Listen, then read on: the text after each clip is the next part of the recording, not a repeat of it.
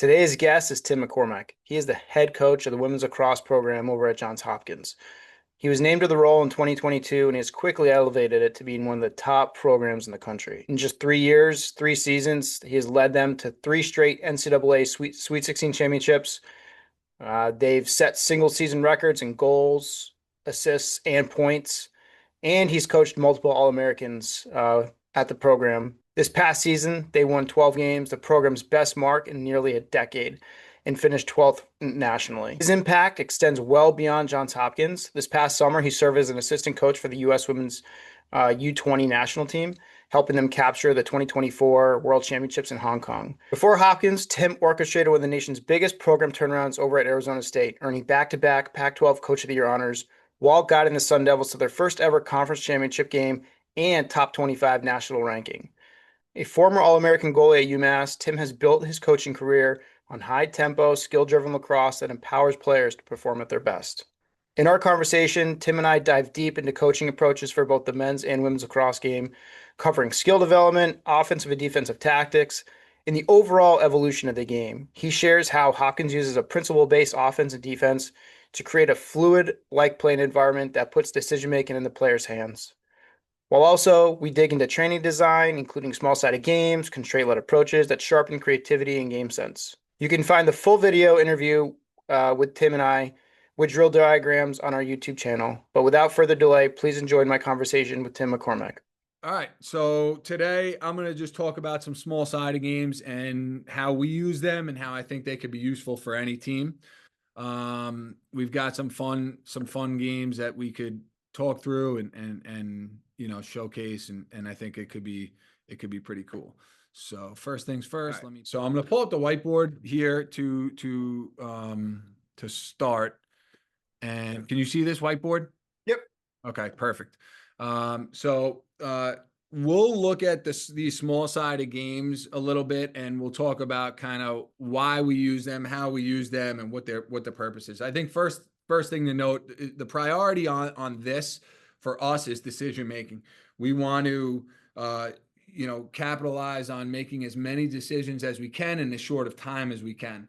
It's going to get us a lot of quality looks. It's going to get us, at the end of the day, that's what a game is, right? Who's going to make the most good decisions, primarily is going to come out on top. So we want to scale that as much as we can.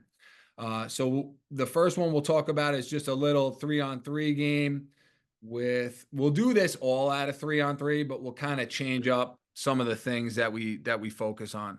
So if we're looking at the triangles there as like your cones, that'll be your field. Typically what I'll do is between 10 and 12 yards distance between these, and that's the height and the width.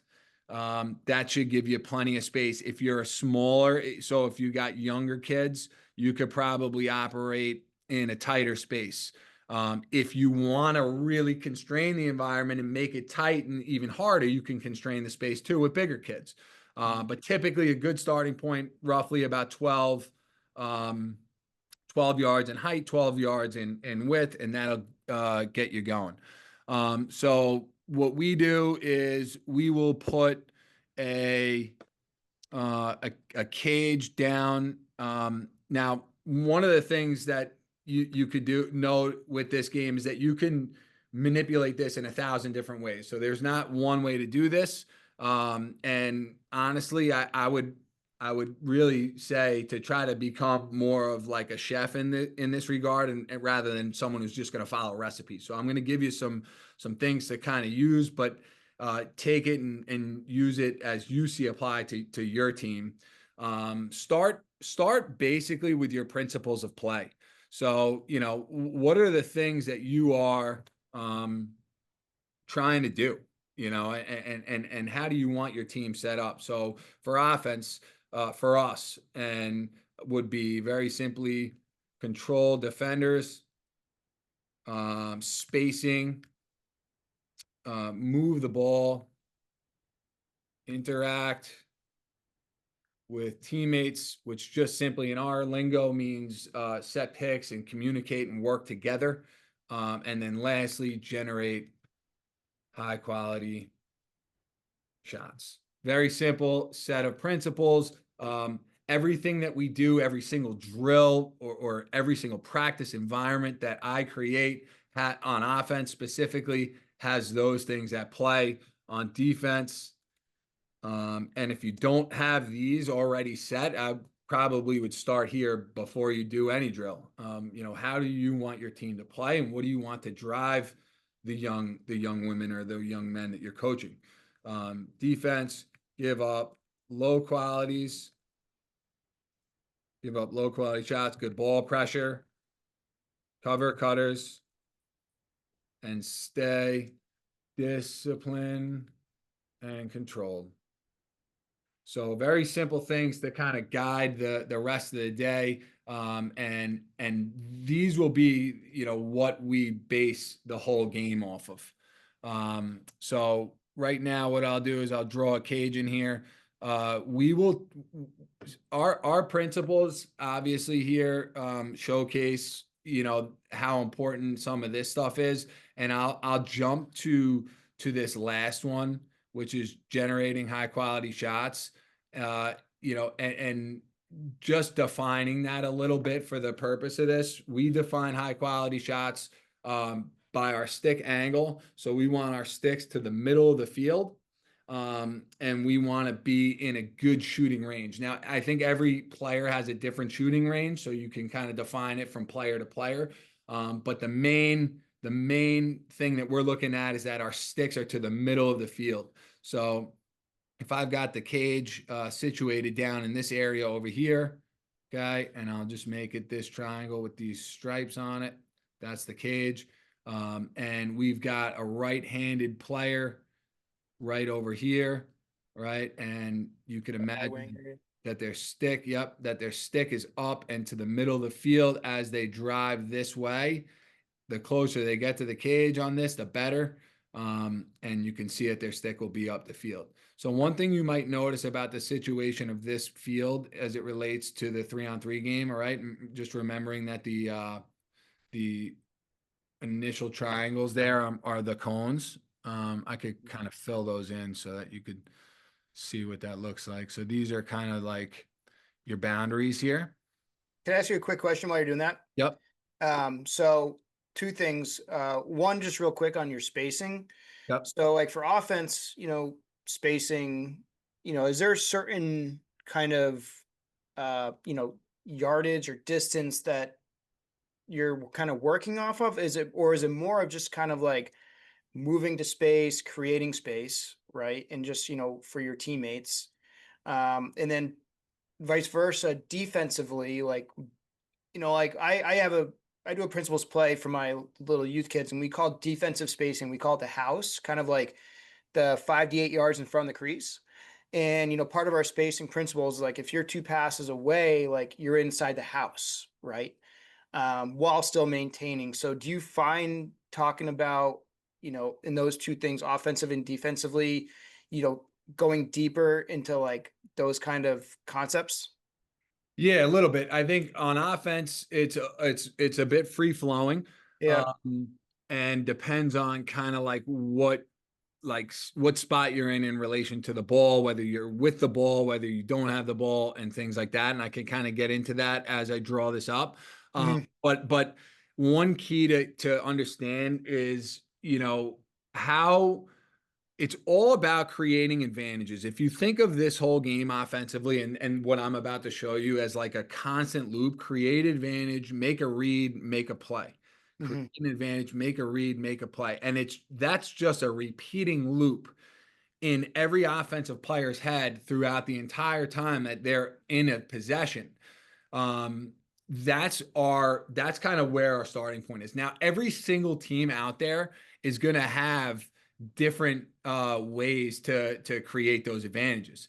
Another thing that I would suggest figuring out, and maybe you have 3 or 4 different sets to create them in different ways.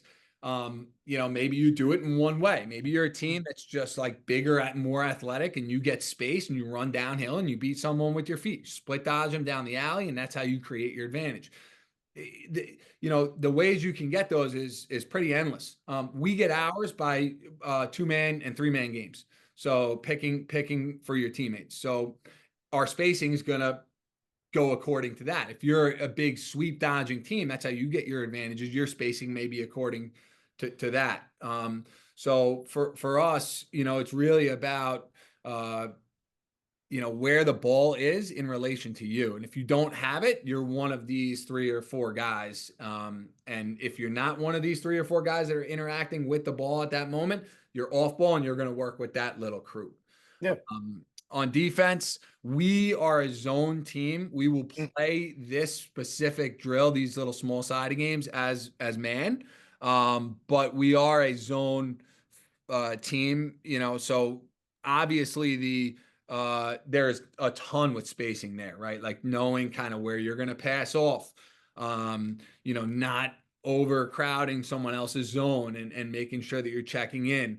There is, as far as the house is concerned, it's a great point. I mean, and if this is only women's coaches watching this, they'll understand this. But if it's not, and it's men and women, there's a rule in women's lacrosse that's 3 seconds. So like Yeah. you can't be inside of that 8-meter arc for more than 3 seconds. So that house concept would be a little bit different, as far as that goes. But yeah, there's general kind of rules of thumb and pass off spots and so on.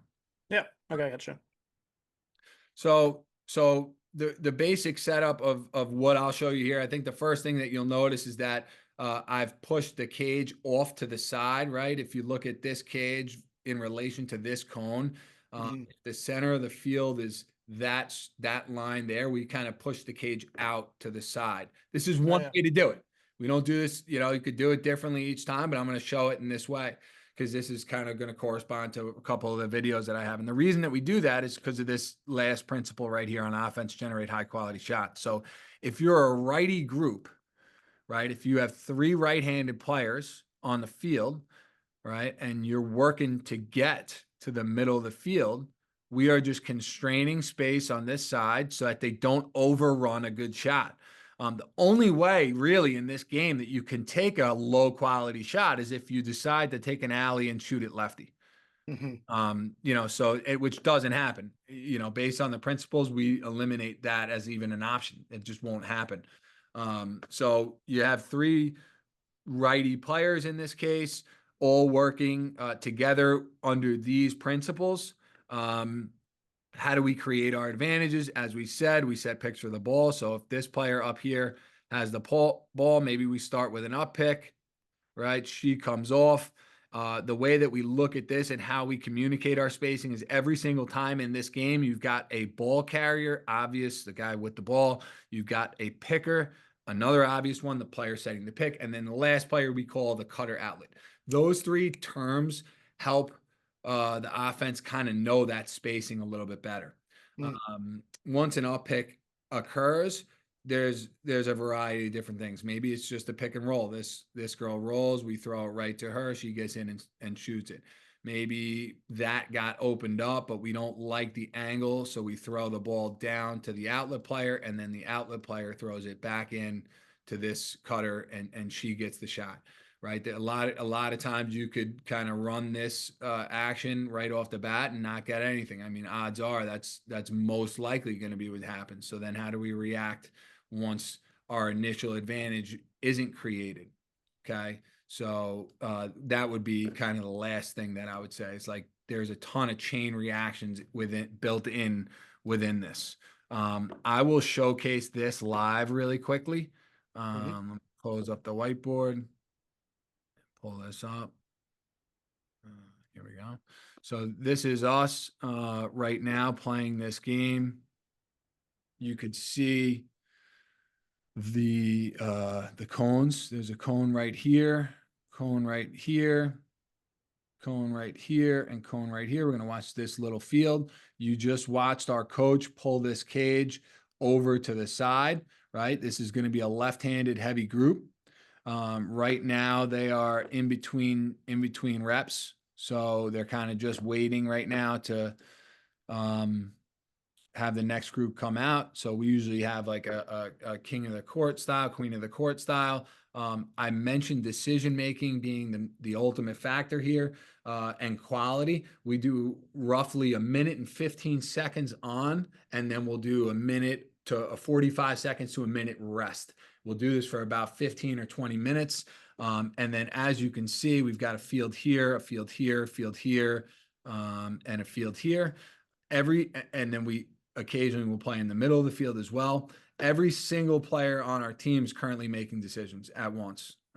So if you just want to talk about the scaling, there's, let's say on offense alone, in that minute that you're playing over here, you are making, I mean, the number is crazy. I'll just keep it at 150 decisions from picking, from cutting, from, off ball to pick, to on ball pick, to dodging, to change of speed, all these different decisions you're making, shot selection, feed or not feed, you name it, right? 150, let's say.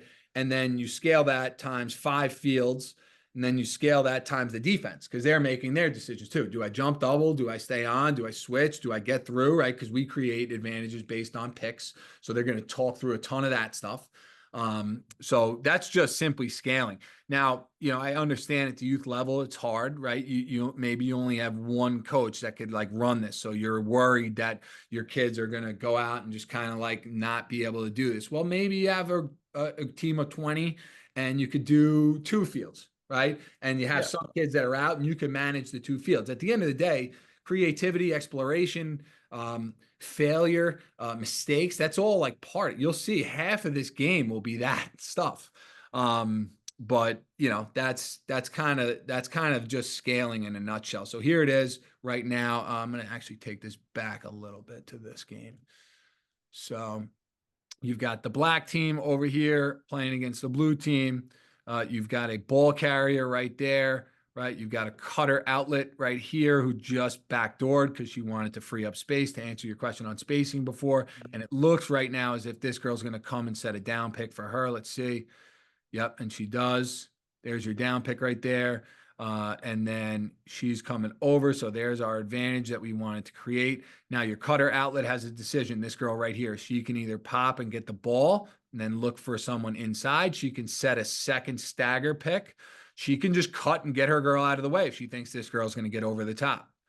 Right. So she's got all those decisions to make. There's a missed pass. And again, that's part of, doing it this way. Black, in our way of doing it, offense plays defense, defense plays offense, everyone plays everything. They're playing each other to like level up the competition. And occasionally we'll do D versus O and just let D just play D and O just play O. But we try to, get the defense skills developed in this game too. There's your first pick right there. This is beautifully done right here by this girl. She kind of walks this defender over the top of this pick. You can see our cutter outlet is kind of just sitting down low, waiting to read this. Watch her put this girl in a hostage position right here and keeps her on her backside while she probes. She's gonna get her attention and then throw the ball to the middle. We get a little step down. Great shot. You just watched all the principles at play, right? We moved the ball well. We had good spacing. We interacted with each other. We generated that high quality shot, all in one kind of series right there. This second one here, right? Probably a little bit of a mishap down low. We had a on ball carrier here. Actually have a beautiful lane open up for herself because the D didn't communicate well. And we put this is, where our cutter outlet needs to be intuitive. We need to not only be reading what the defense is doing, but be reading who has the ball, right? Maybe there's a kid on our team who's really, really good at manipulating 2-man games, and we could get out of their way a little bit earlier. So we would have loved to see her backdoor. But what you'll learn with this, as is with all of our environments, we take a kind of more of an ecological approach to this thing where, we set up environments, we create constraints around these environments, and then we allow players to make plays and go out and do that on their own. So a lot of this stuff is messy. I would encourage that for youth. I really would. Like trying to get and perfect the perfect thing over and over. That's not the game. The game is not that at all. It is truly a messy game. And I tell our team all the time, let's be great in the mess. And environments like this and allowing for mistakes and not overcorrecting and not stopping it. I mean, you haven't seen me stop a game to date, right? I mean, we've been watching this now for about a minute of reps and nobody stopped it. We've played, we've learned, and then we'll come back and we'll watch the film and we'll see, what we could have done better, things like that. So in this film right here, it looked like a cut where the girls made a pass to somebody on the outside, right? Is that just Yep. an added like kind of Yeah. So we're what I'm working off ball? correct. So I'm going to get into that. So I mentioned a couple things and I want to kind of backtrack on. Yeah. Number one, the idea of constraints, right? So the power of a constraint is that I can take that 3-on-3 game and I could pull out 1,000 different things from it, right? If you want that 3-on-3 game to pull out sliding and recovering, structure the people differently. Put someone dead in the middle of the field, put 2 up top and say, alley, dodge it, and see if you can get a slide to come to you. Or just tell the defense you have to slide every time, right? And you could play like that. So that's one constraint. Some field constraints that you can do is field size, location of net. You could put the net in the dead center of that. Right now, you're going to get X play. So you got the same thing. You're just constraining this environment in different ways. You can put it in the dead center would be in the middle of the square. You could put it down low where we had it, but over to the center of that field. You could do cage size. So you just watch it with a 3-on-3, but I'll show you the next one. I'll show you will be on a 6x6. So we actually led ourselves into that. We always did this in small cages. We were like, it's small and it's a small setting, 10x10. Let's do it in a small cage. This all makes sense. But what we started to see was that we were trying to get too cute. We were like getting these touches. We were, doing some things that were just a little bit, I don't know, too fine, right? So we said, you know what? We need to shoot around people. We need to actually get our girls used to getting their hands back and shooting it from, 6 meters right inside the 8. So we put a big cage out there, same exact drill, same exact environment, but you started to see kids stepping down a little bit more and taking those outside shots. Another great constraint, shot clock, right? Mm-hmm. That's one that's obviously in the game, but you can add it to this one. You don't have to have it. What if you want to just focus on possession? You can say, hey, listen, if you keep the ball the whole minute, you guys win. Your team wins, right? That's enough. That's just focusing on possession. If you get a perfect shot, a beautiful shot that you love, go for it, right? But if you maintain that possession the whole game, you also win, right? There's another way. Or you could say, hey, each team, you got a 12-second shot clock, right? And you got to, pick up the pace, get to your actions fast. Point systems. We love point systems. So different actions get you different points. If you feed it to the cutter outlet girl and she feeds it back inside, we call that a nations, and you score, that's a 3-point play, right? You could have 3-point plays for give and goes. You could have 3-point plays for repicks that are successful. We play this game where we have a bunch of different triggers. I've just named a few. So ways that you can pick. We have a down pick, an up pick, a repick, a twist pick, Spain, Cali. It's probably about 7 or 8 different triggers that our girls just know off the top of their head. And we'll say, okay, you don't win by scoring today. You win by initiating off of every trigger. So now they're instead, it's another great constraint. So now they're communicating. They have to know, okay, here are our 8 triggers. I must tell my team, hey, we're gonna Euro on this one, Euro, boom, and they're getting into that. So it's really good to add different point systems and things like that. And then last ways to constrain, one of the last ways, there's a million things you can do, equipment scaling as well. So sticks, very simply, we've all probably seen this. If you got a defender who's just chasing sticks, tell her she can't use one, give her a small one, right? We actually have small ones that we let our offense use so that they can learn to kind of get into girls with their shoulder and protect the stick and use like shovel passes. We actually have let them use long sticks. So we have 5-footers that the offense can use. And what that kind of afforded was them to learn how to kind of get to their backhand. And you've seen this in box where they backhanded around a defender back into a pick and roll.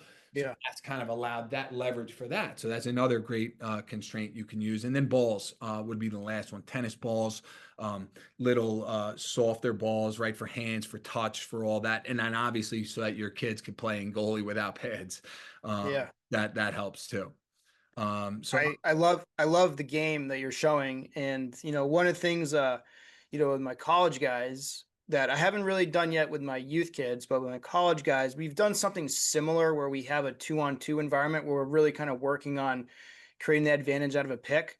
But we're also trying to, get our defense to start, reacting, in different ways as well. So what I'll tell the offense is like, all right, you guys have, you have 10 seconds to try to get your hands free for a shot off this wing. You can pick over the top, pick and roll.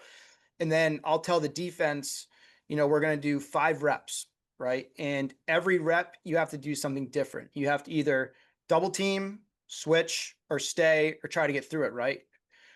So the offense doesn't know what's coming, but I'm forcing the defense to do a different reaction every time so that not only is the offense working on it, but the defense is also working on, I got stuck on this pick. How are we going to recover? So I think the constraints that you're laying out are awesome because it's such like a great way to, the repetitions without repetitions, right? Just like correct. add in all that extra stuff for the kids. And they don't even know that they're getting. They just think they're practicing, but you're just giving them, you're filling their brains with so much stuff. Like you said, what do you say, 150 react or decisions in Yeah. 10 minutes Yeah. at minimum? Yeah. Yeah. And to your point, on the defense, we do the same thing. So you can kind of fill that bucket on the defensive side where you just said you could also script it where you give them the solution. So you say you're only switching, right? So Mm-hmm. now you're going to learn that, but you're going to learn how to communicate it better. You're going to learn how to cover the eventual cutter from that on defense. And then on offense, you're going to learn how to manipulate that. So then, you have kind of both sides to that coin. 100%. Yeah, Yeah, it's awesome. It's awesome. great stuff. I will show you the one that we do that kind of has the feeder action. So here's one Okay. we pulled it to a bigger cage. We try to keep the field size roughly the same. So we'll give them about a couple yards behind. We try to at least lock them into the 12-meter arc. That's this arc around the top there. Mm-hmm. And then we just kind of let them play out of this. So in this one, you can see that there's a feeder across the field. She's ready for anything to come across to her, but the principles at play are going to stay the same. You got your ball carrier, your picker, your outlet, and they're working to generate high quality shots. That was great action right there. You see great spacing. And then, as I said before, you see the feeder who's actively ready with their stick up to get off. Yeah. And I mean, you'll see some unbelievable action that just comes out of this stuff. We're not, I'm not getting in the way of anything that happens right here. They're out there, they're just making plays. That was a dead ball play, but there's a ton of freedom to explore, ton of unbelievable plays and actions. This one, what we did is we put a feeder low. So there's 4. This girl's uncovered. There's 3 in here and a feeder across. So there's 2. Mm-hmm. You have the ability to kick it down low to the low girl who can go back inside, or you can, if you're working across the top, you can throw it across the top that way and then work. Now this is all off ball, right? So that's another thing that we'll do. We'll put the balls with one of these coaches occasionally and just work just off ball. So now you got off ball 2 and 3 man actions happening here. You could see communication happening. You see different triggers. That was a They're good. still working on one side of the field, right? Correct. Their strong side, yeah. Correct. Yeah. So and again, that's kind of like we usually constrain it right up the tangent, Mm-hmm. just a step outside the tangent, and that's where I really suggest that the coaches know their principles of play and hone in kind of on those in these games because everything you're seeing in that environment is very much predicated to how we play and the way we do things. We are very much right. I'm a guy that's like righties, keep it in your right hand. Just play strong-handed, play. It's more like a box kind of philosophy. Get your righties going over the top this way, get your lefties going over the top that way. that's kind of the way that we do it. But if you're someone that's an alley dodging team, this thing's going to look different for you. It's not going to look the same way. And I'll throw it back up to this um, whiteboard here, just to kind of talk through maybe a different approach to this. All right. Let's say you are more of a two-handed team and you want to set this 3-on-3 environment up a little bit differently. Maybe you have, a player up top here, a player on the wing here, and a player on the wing here. And the balls all start here. And then whichever way the ball carrier initiates their dodge, we're getting a clear through, we're getting a replace. And right? And then you're going to either see if you get a step on your guy to get the shot off or get underneath, or if you don't, maybe you're going to roll back and you're going to jam it to the up top and he's going to make a read. Is he going to go back into the grain or is he going to take it opposite? And we're going right, your standard old school kind of motion offense. That if that's your principles of play, like you should be that's where the chef comes into this deal, right? If you were going to add the feeder to this, maybe you add an uncovered push guy. Right. So now you take, I know I got a lot of mess up here, but you take your alley dodge off the bat from the top center. Okay. And you come hard, we clear through for you and you don't have anything. You can push it down here and then he can look back in and we can kind of now work a little bit of off ball cutting action on top and have this girl look to throw it back inside there or this guy. So, it really, really boils down to kind of what you want out of it, what your principles of play are. I mean, I speak highly about ours. We stick to them. They've helped us. We don't, you're not boxed in. There's no handcuffs on. That's a beautiful thing about playing with principles, that you have a chance to have some freedom and go out and be a playmaker. You're not, it's not these black and white rules. You have to do this. If this happens, then that, if that happens. So this environment, this game, this 3-on-3 stuff and small sided stuff really amplifies all that. And you guys are pretty much doing that stuff every day. Every in day. season? Yeah, Every day. every day. In season, out of season. It's not always the same. I mean, we'll do 5-on-5 keep away, sometimes where we'll make our square a little bit bigger, 2 to 3 yards per player is a good rule of thumb. Like as you kind of scale out your boxes. So if you got 10 players in a box, 20 to 30 yards is, 20 yards is probably good. And just kind of using that as a basic general rule of thumb, and then you just play 5-on-5 inside, and you say keep the ball away from black, and we want you to pick for the ball and we want you to pick off the ball, so you're getting a ton of actions, a ton of your defenders are down in their low stance, that their principles of play are coming out, they're able to make approaches. They'll make 100 approaches in a minute. A game like that, they'll make 100 switches or get through, to your point, in a minute in a game like that. So it's not always this, but this is one variation of a small sided that we have. We'll do 3-on-2 keep away. 3-on-2 keep away is a great games, classic underloading, right? You got 3 offensive players, 2 defensive players. There's always somebody open. We will sometimes say you have to cover the ball carrier and the picker. So now that you have a free outlet open, and everything that we just went over here, it's like just pulls it out, exponentially. We could add individual constraints to all this stuff. So we talked about some environmental ones, like the field size and the shot clock and point systems and stuff, but individual ones are great as well. So like, let's say you got a kid in women's lacrosse, face guarding is a real thing. Like people will go out and say, don't let that girl get the ball. She's really good. Well, you can tell your defense face guard, number 10 every possession. So individual getting a constraint on her. Maybe you have an individual who you see, if one of your principles is move the ball, ours is, and she overhandles it. She's got the ball on her stick for 9 seconds, 10 seconds, and it's kind of killing flow. You can put a shot clock specifically on her.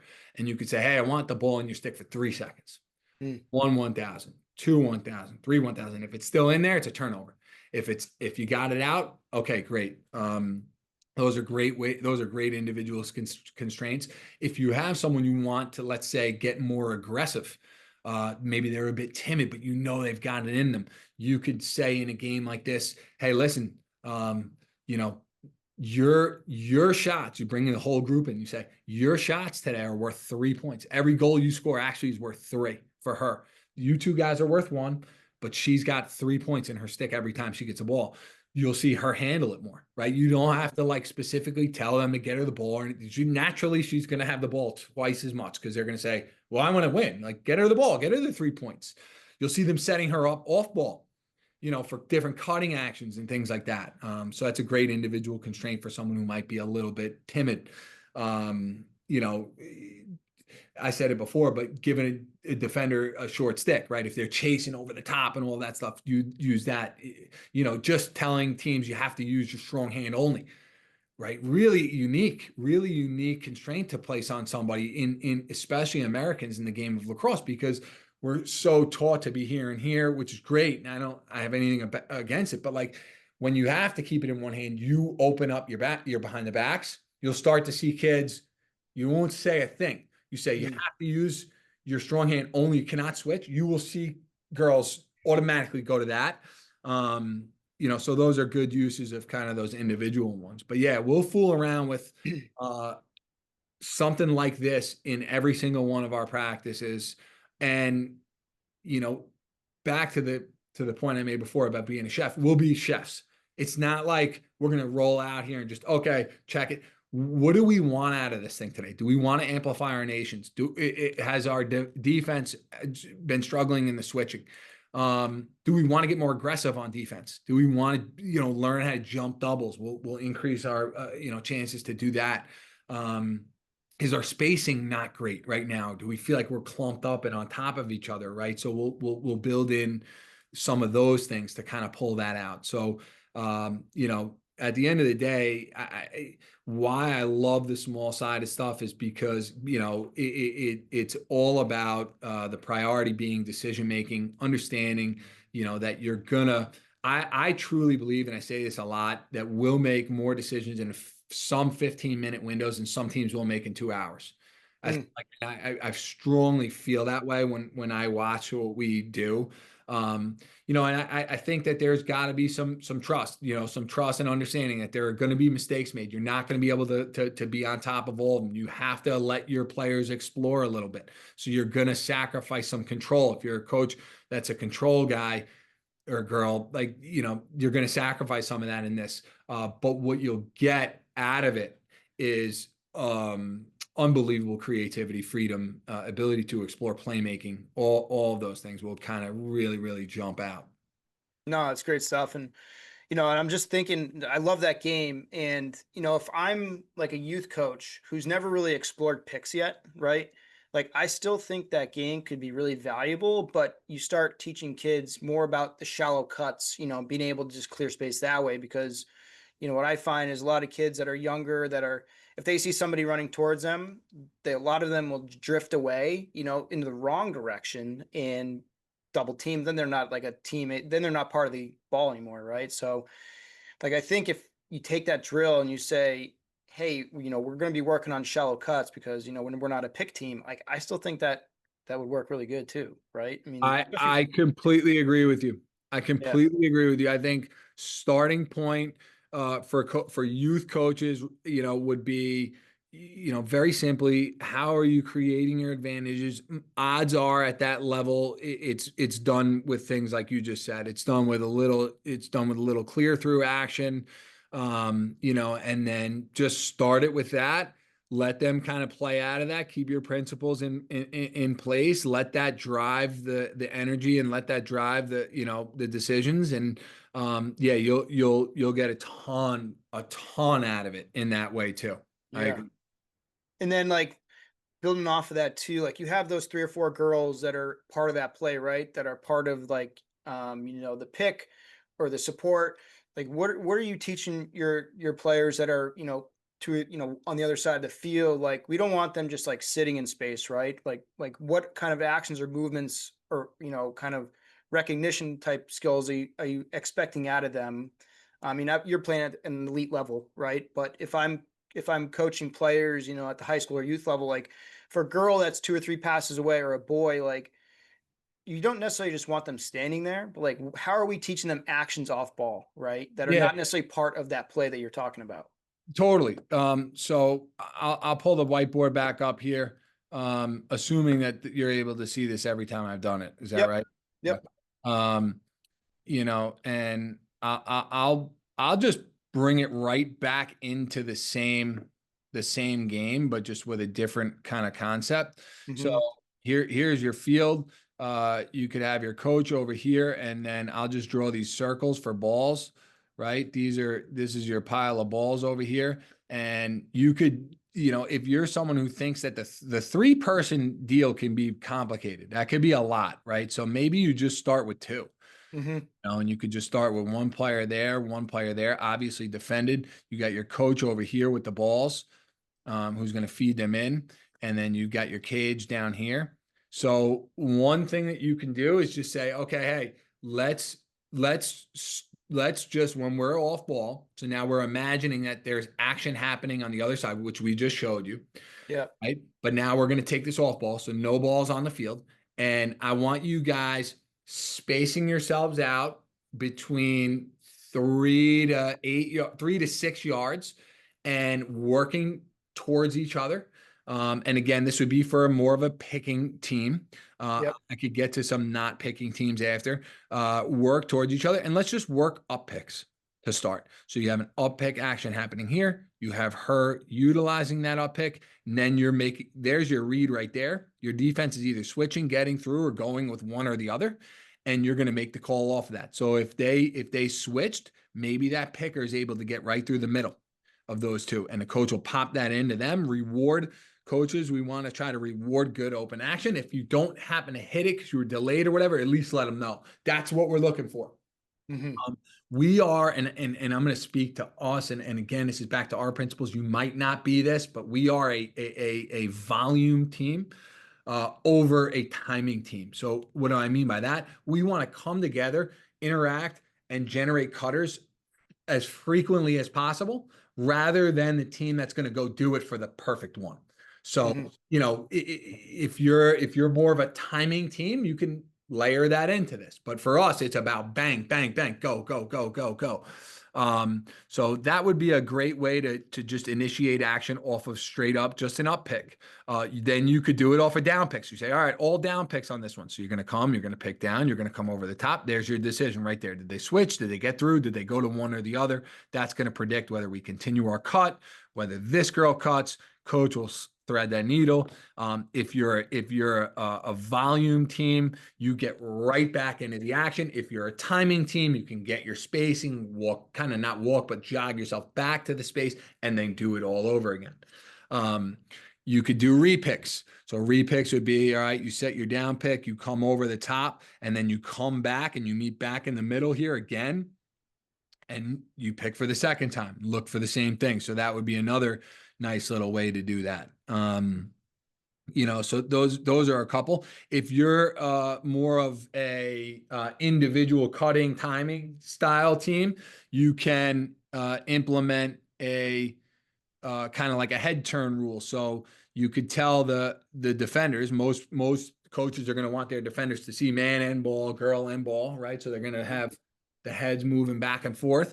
So you could kind of time it up on a head turn. So once the head turns, we're going to backdoor it, right? And we're going to replace. And this is kind of really just really, really simple and rudimentary stuff. You're going to step out and we're going to kind of do it all over again. Head turns, head turns. So the D is turning their head, looking at ball, looking at man, looking at ball, looking at girl, and then we backdoor cut on them. You could cut it, do the same kind of theory there from the elbow. So that doesn't have to necessarily be from the top, right? But you could do it from here. So if they look and you can cut through there, that would be another way to do that. We don't do that because it doesn't, our principle of interacting together it's not there, right? But some teams play like that. So that could be a good way to do it. Maybe you play more, maybe your structure is not as like kind of up and down as ours, and maybe it's more flat, so you can do this and put your coach down here with balls, right? We know a Yep. ton of teams that play out of this kind of, 2-person action inside. So you can kind of cut and come off of it. You can X cut it like this. You can just backdoor if you want, whatever, like whatever you really want to do, and the freedom that you have from there. If you want to, introduce the three players, the simplest way to kind of do to let the three players do it is just a cut and cycle. We call it cut, cycle, cycle. After you cut, don't overcut. You don't want to overdo it. But once you get to a certain point, you come out and there you go. Boom, next one goes. And if you wanted to get more complex than that, that was the basis of what we did off ball, that cut cycle action when we first started this stuff. When we first started this stuff, it was like the ball side that we just showed all that. That was the 3 on we started with, was doing that. But off the ball, it was very, very simply to get them moving, to your point, and not just standing. It was just, if you're standing for more than 1 second, I want you to cut and I want you to cycle out. And I want the next person to come up and I want everybody to just do that. That got them like, oh, 2 seconds, I'm going. It also got the first person in line. Maybe this girl noticed it before her and she said, cut, cut, cut, boom. Right. It got them kind of doing that stuff too. So that was a good starting point for us to just get movement and get action off the ball. So do you ever incorporate like signals? Like, so you're working that, 3-player, 4-player game on the right side of the field, like initiating that top cut as maybe the girl's coming up off of a pick, right? So that almost you're trying to time, like you were saying, you're either like a timing cutter or just like a free flowing cutter just for movement, right? Mm-hmm. If you're more of a timing cutter, right, you're kind of thinking along those lines of looking for that signal, but you want to send a lot of action in there so that you got the defense moving, right? The girls are moving, and that eventually, like, maybe you're going to have one of those openings, pop up, because you got the defense just kind of like in a chaos kind of manner. Yeah. So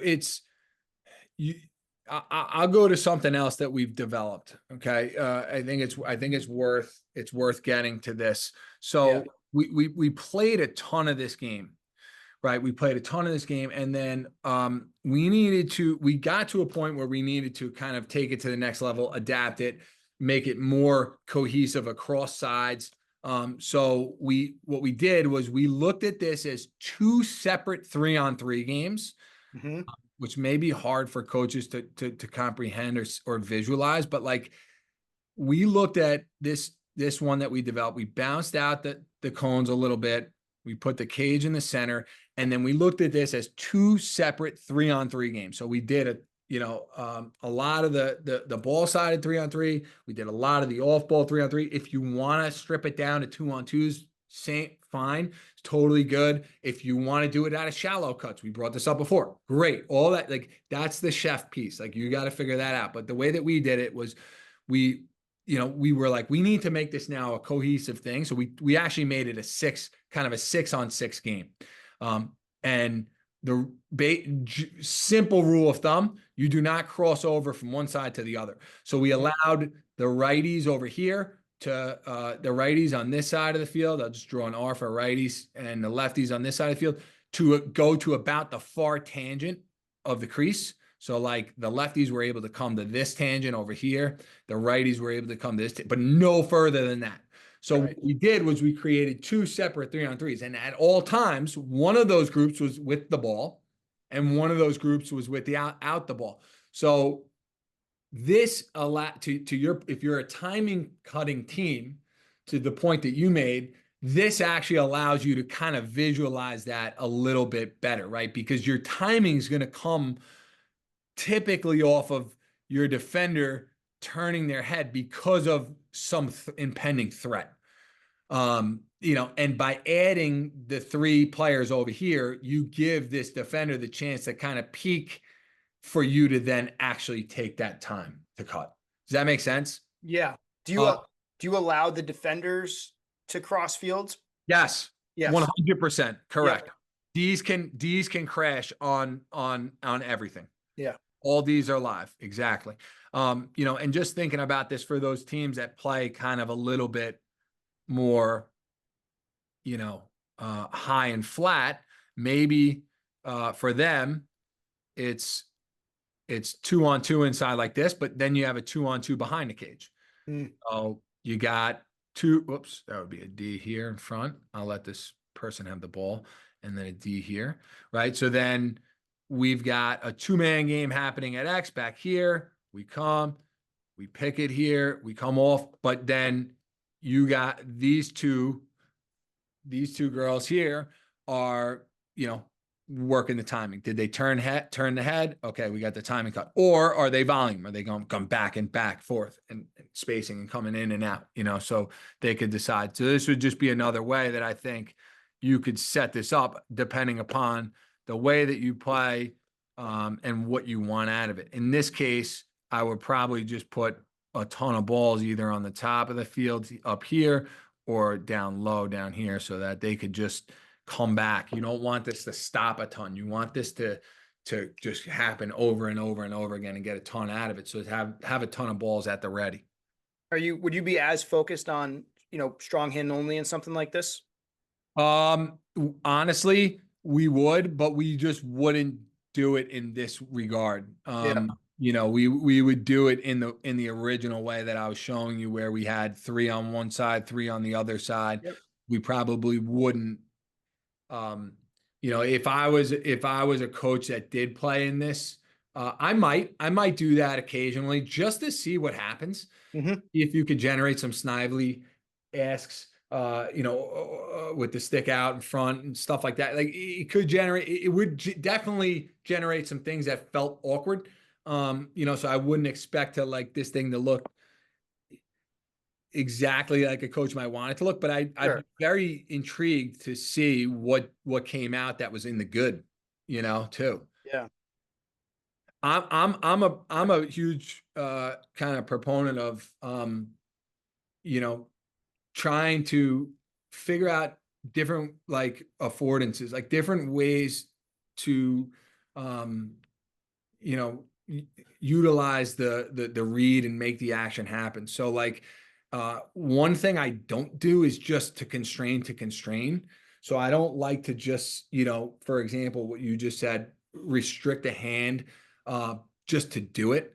I would like to explore okay, well, if we do this, why are we going to do it? Number one, right? What is it going to pull out?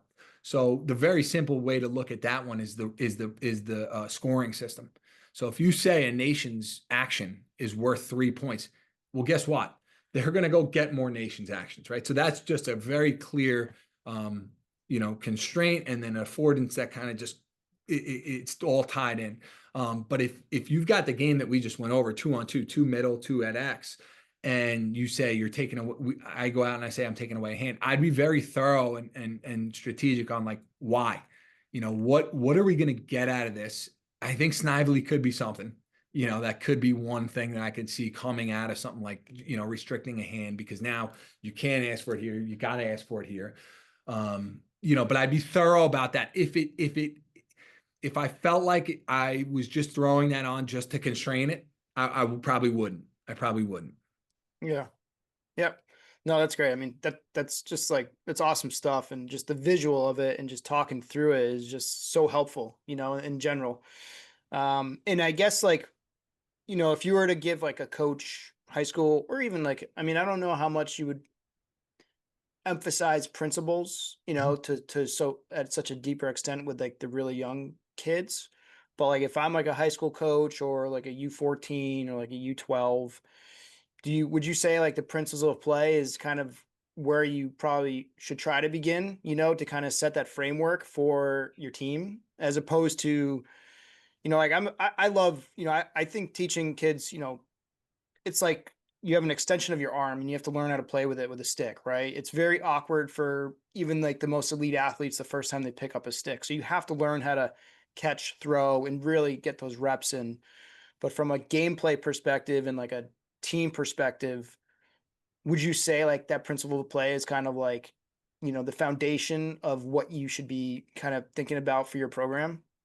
I would say I would look at this in a couple of different parts. I'd start with, I got a son who's 7 years old, and I get a chance to get out on the field with him sometimes, and I get his buddies out there and stuff like that.